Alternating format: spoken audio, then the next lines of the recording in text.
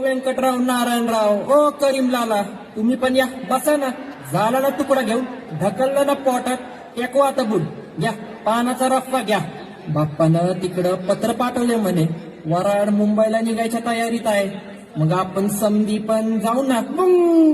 अरे काय लावलं उगीच, आता तर तयारी चालू झाली, आता तयारी पूर्ण होईल.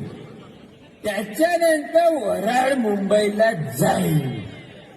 त्याच्यानंतर योगायोगानं नाही तुम्ही म्हणता तसं, आम्ही म्हणतो तसं जाऊ आणि मग लग्न होईल होईल होईल.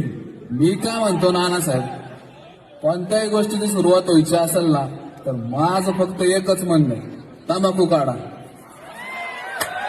आणि ती गोष्ट धक्क्याला लावायची असेल ना, चुना लावा. काय म्हणता लाला शेठ? बराबर बोललो ना मी.